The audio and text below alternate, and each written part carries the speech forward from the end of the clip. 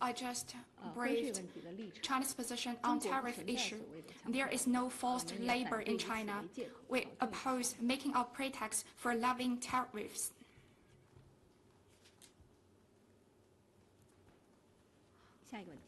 We oppose this as a pretext for political manipulation. Next one, please.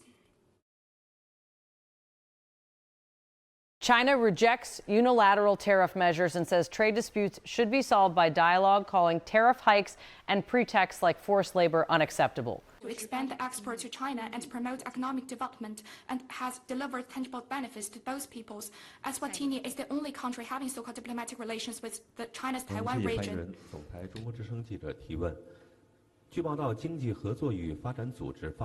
According to a report from the OECD, across 15 key areas including car manufacturing, shipbuilding and solar power, nearly 60% of global market share gains by Chinese firms since 2005 can be linked to subsidies they received. The report finds the total subsidy amounted to 108 billion in 2024, 52% of which came from China. OECD Secretary General stated that the large and persistent industrial subsidies can distort global. The competitiveness of Chinese companies does not come from subsidies, but from economies of scale brought by a highly market-oriented competition, continuous technological innovation, and global footprint of enterprises, and China's supersized market. China's industrial subsidy policy follows the principle of openness, fairness, and compliance, and strictly adheres to the WTO rules.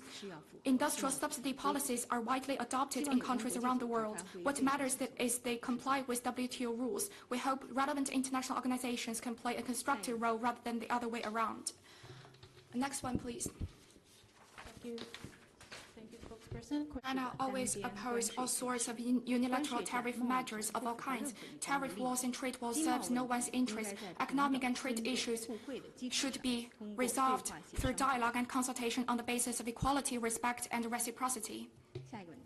Next one, please. Beijing rejects U.S. charges on media reciprocity, saying Chinese reporters face visa delays, barred access at official briefings, and labels that hinder free reporting abroad. My colleague has stated China's position on relevant issues yesterday.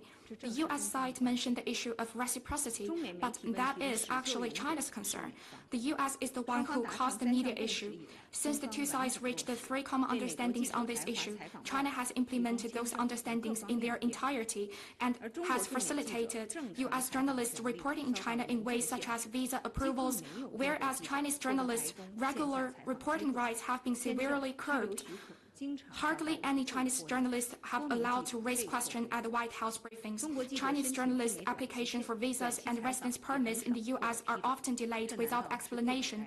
Multiple journalists have been forced to return to China. Chinese journalists' applications for short-term reporting have rarely been approved. Is that what the U.S. side means by reciprocity? The U.S. side keeps emphasizing freedom of speech. But what Chinese media are labeled foreign agent or foreign mission in the U.S., does that look like the freedom of speech to the U.S. side? What the U.S. side should do is implement common understandings with real action and ensure the Chinese journalists can work and stay normally in the. China says it watches European plans on tech and urges open competition, adds new air links help exchanges, and opposes political manipulation over Xinjiang. I just briefed China's position on tariff issue. There is no forced labor in China. We oppose making a pretext for levying tariffs.